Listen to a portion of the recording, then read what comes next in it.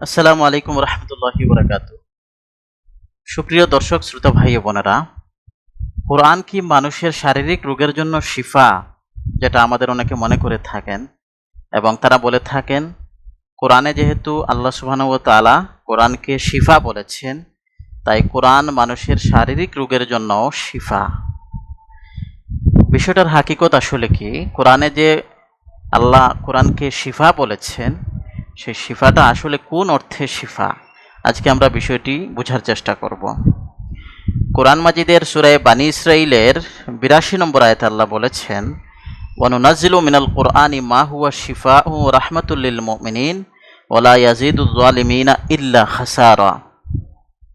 আমি এই কোরআনে এমন সব বিষয় অবতীর্ণ করছি যা মুমিনদের জন্য শিফা এবং রহমত, আর এই কোরআন এই জালিমদেরকে শুধুমাত্র ক্ষতি বাড়িয়ে দিচ্ছে। এই আয়াতে একটু গভীরভাবে চিন্তা করুন যে এখানে কি বলা হচ্ছে। আসলে মুমিনদের জন্য কোরআন হচ্ছে শিফা এবং রহমত, আর এই জালিমদেরকে কোরআন শুধু ক্ষতি বাড়িয়ে দিচ্ছে। এখন মুমিনদের জন্য শিফা এবং রহমত জালিমদের বিপরীতে বলা হচ্ছে, তার মানে কি?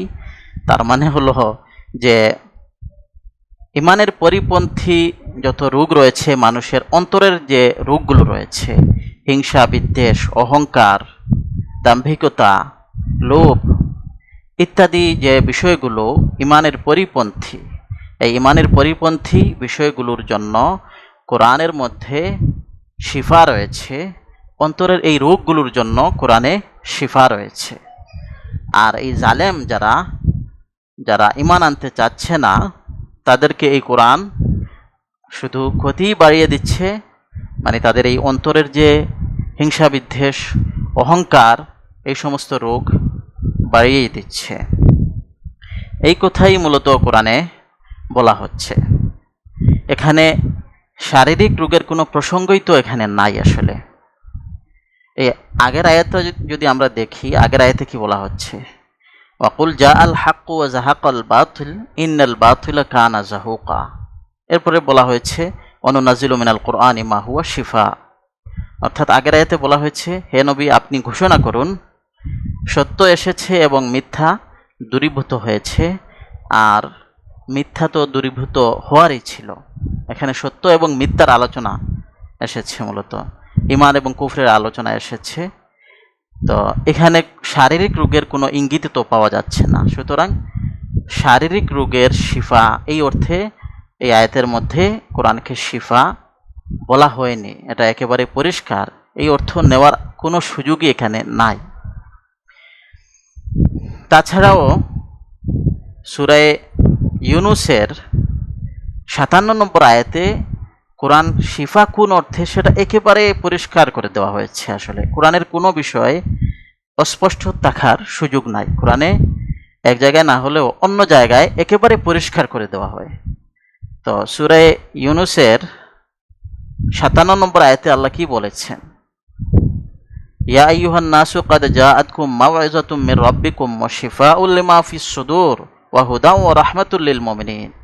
হে মানুষেরা, তোমাদের কাছে এই কোরআনের রূপে একটি উপদেশ এসেছে তোমাদের প্রভুর পক্ষ থেকে, এবং যেটি হলো শিফাউল লিমা ফিস সুদূর, বুকের মধ্যে যে হৃদয় রয়েছে সেই হৃদয়ের রোগগুলোর জন্য শিফা। লিমা ফিস সুদূর পরিষ্কারভাবে এসেছে যে বুকের মধ্যে যে হৃদয় রয়েছে, যে অন্তর রয়েছে, সেই অন্তরের যে রোগগুলো রয়েছে সেই রোগগুলোর জন্য শিফা। এবং হুদা ও রাহমাতুল লিল মুমিনিন, এটি হচ্ছে মুমিনদের জন্য হেদায়েত ও রহমত। এই আয়াতে একেবারে পরিষ্কার হয়ে গেল যে কোরআনকে শিফা কোন অর্থে বলা হয়। লিমা ফিস সুদূর, অন্তরের মধ্যে যে সমস্ত রোগ রয়েছে, হিংসা, বিদ্বেষ, অহংকার, দাম্ভিকতা, লোভ, সন্দেহ, সংশয়, এই জাতীয় ঈমান পরিপন্থী যে বিষয়গুলো এবং যেগুলো চারিত্রিক দিক থেকে খারাপ মানে গুণ, এই সমস্ত খারাপ গুণকে মূলত রোগ হিসেবে অভিহিত করা হয়েছে এবং এগুলোর জন্য কোরআন শিফা, এই কথাই মূলত বলা হয়েছে। আল্লাহ সুবহানাহু ওয়া তাআলা আমাদের সবাইকে সঠিকভাবে দিন বোঝার তৌফিক দান করুন। ও আখিরু দাওয়ানা আনিল হামদুলিল্লাহি রাব্বিল আলামিন।